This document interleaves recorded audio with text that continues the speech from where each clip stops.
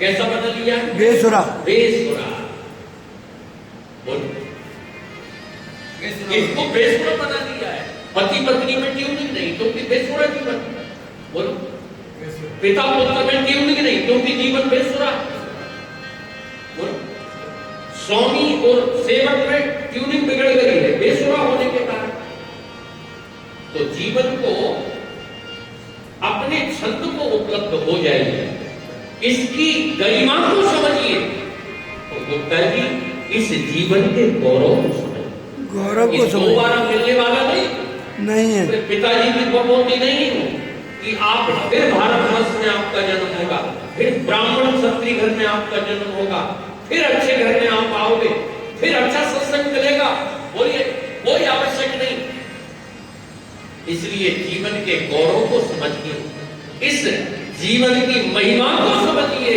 ये दोबारा मिलने वाला नहीं है। ये कोई मैं आपको यहाँ कोई हजार 2000 श्रोता थोड़ी बैठे जो ताली बजाने के लिए बात कर रहा हूँ।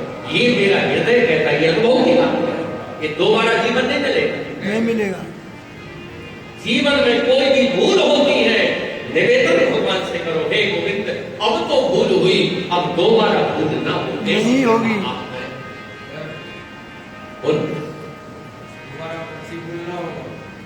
कोई जीवन में दोबारा भूल ना हो।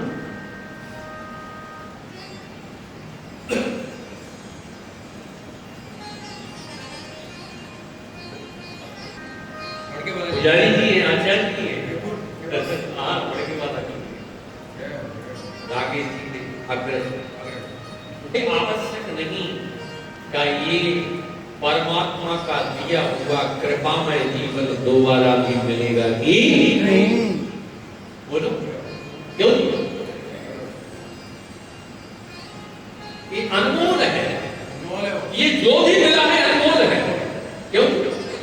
कभी ये अपने आप में गिलानी मत करिए कि आप बूढ़े हो गए। अरे बूढ़े हो गए तो क्या हो गए, हम और प्रौढ़ हो गए। मतलब बूढ़े हो गए मतलब हमारी अब बुद्धि बूढ़ी हो गई। क्यों? अब हम न्यूनता को अपनी बुद्धि को न्यूनता के धरातल पर नहीं ले जाएंगे, नीचे नहीं ले जाएंगे। हम अपनी बुद्धि को उच्च शिखर पर। बूढ़े होने का अर्थ है। क्यों? अब हम जो भी सोचेंगे श्रेष्ठ सोचेंगे, अच्छा सोचेंगे।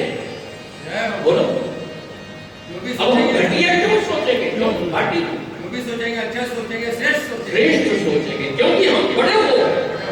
देखो लोग बूढ़े होते हैं तो रोते हैं, कमाल की बात है।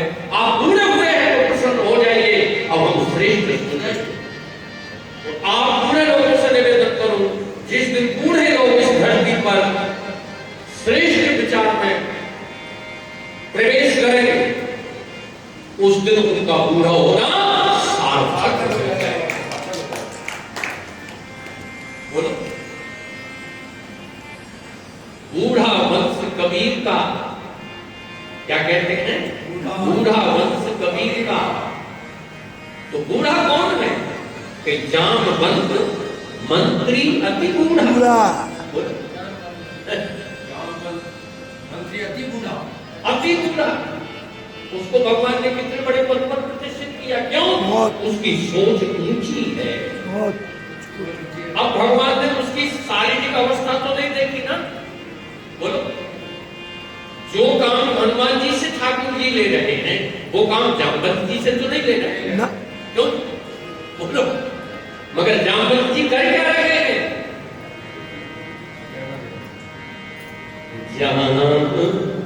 पंत में पूछूं तो ही उचित सिखार दीने होई। पंत में पूछूं उचित सिखार दीने।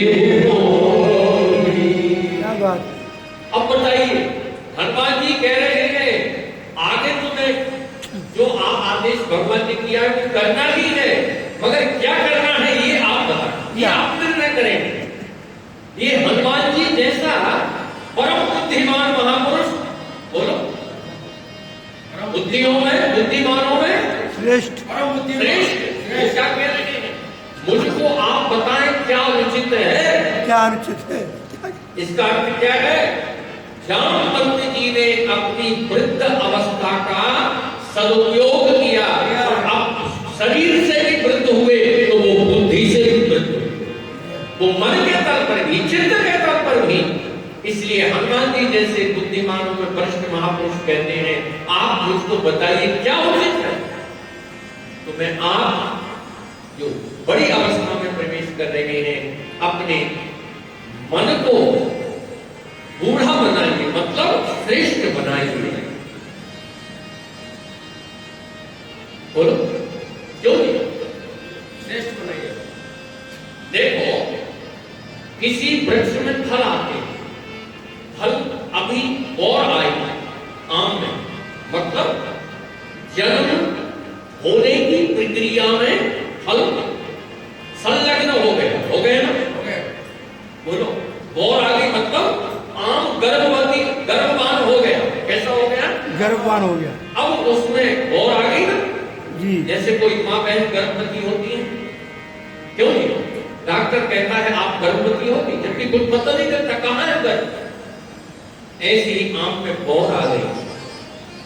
महीना भर बाद देखे हमने कि छोटे छोटे नन्हे नन्हे फल आ गए, फल आ गया। मतलब जन्म हो गया। किसका?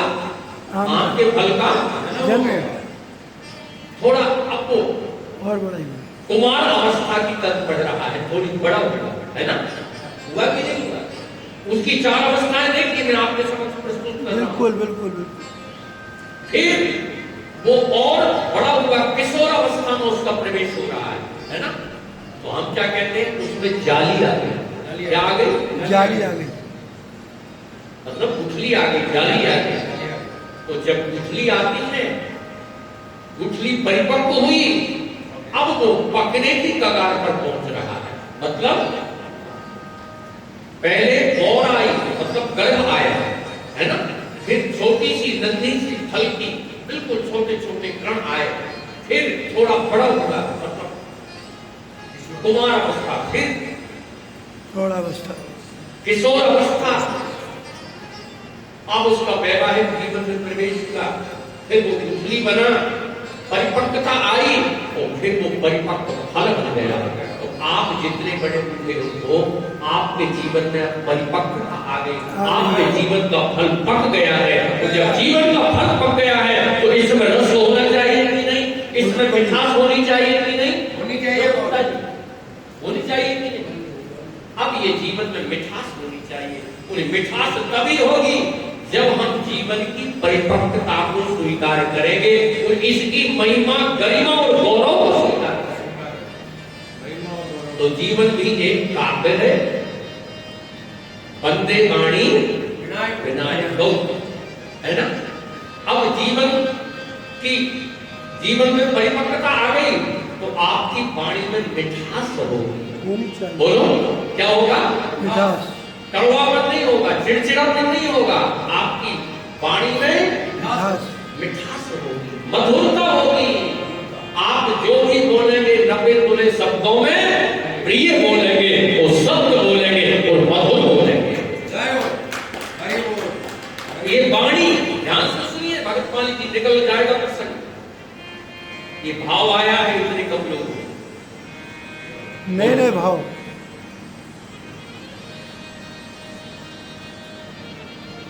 और जब वाणी में ऐसी मिठास आई, मधुरिमा आई, क्यों? प्रियता आई, बंदे वाणी विनायक हो और विवेक, इतनी ऊंची श्रेणी का हमारा विवेक है। अब वो विवेक में प्रतिष्ठा हुई, विवेक में प्रतिष्ठा हुई अर्थात क्या हुआ? इसका अर्थ क्या है? इसका अर्थ ये है, अब हम ये समझ पाएंगे कि सही क्या है, गलत क्या है। नीर क्षीर का विवेक, इसका विवेक नीर और क्षीर का। नीर क्षीर का विवेक। जैसे हंस चोंच डाल करके पानी, दूध में अगर पानी मिला हुआ है तो दूध का आकर्षण कर लेगा, तो पानी को छोड़ देगा। ऐसे ही जीवन में सार क्या है? अब ये पकड़ लिया है आपने, पानी छोड़ दिया, आषाढ़ को छोड़ दिया, बंदे वाणी विनायक हो। विनायक हो। इसके बाद दूसरे श्लोक में उन्होंने पार्वती और विश्वास के रूप में भगवान महादेव और माता भवानी को प्रणाम किया है। अब 3:30 बजे से इसकी चर्चा करेंगे। इसके बाद उन्होंने तीसरे श्लोक में मंत्र में कवीश्वर, तीसरे श्लोक में गुरु जी की वंदना की, वंदे बोधमय नित्यम गुरु शंकर रूपणम। चौथे मंत्र में उन्होंने कपीश्वर अर्थात हनुमान जी और वाल्मीकि जी की, पांचवें मंत्र में स्वतंत्र रूप से महाशक्ति माता सीता जी को प्रणाम किया है, उनकी महिमा को गाया है। और छठे मंत्र में स्वतंत्र रूप से परमात्मा श्रीमद नारायण भगवान राम को प्रणाम किया है। और अंतिम में सप्तमें मंत्र में उन्होंने नाना पुराण निर्माण करके अपने ग्रंथ की महिमा को प्रकट किया है कि रामायण में जो भी है वो अलग से कुछ नहीं है, जो वेद में है, जो पुराण में है, जो इतिहास में है, जो संत वाणी में है, और जो मेरा अनुभव है वो सब रामायण में आपको पढ़ने को मिलेगा। इसके लिए अंतःकरण के सुख के लिए से चर्चा है 3:30 बजे से करेंगे। बोलो भगवत्वत्सल भगवान की जय, भगवत्वत्सल भगवान की जय, वीरवत्सल भगवान की जय। सीताराम शरणं राम शरणं, सीताराम शरणं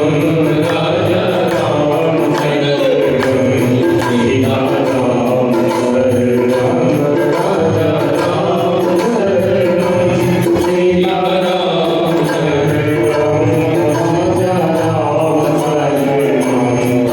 सीताराम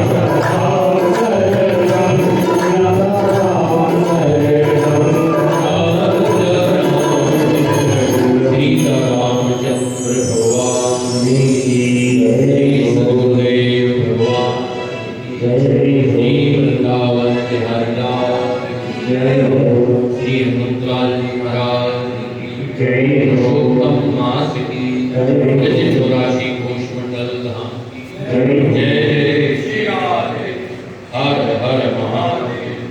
3:30 बजे फिर पधारे। अभी आप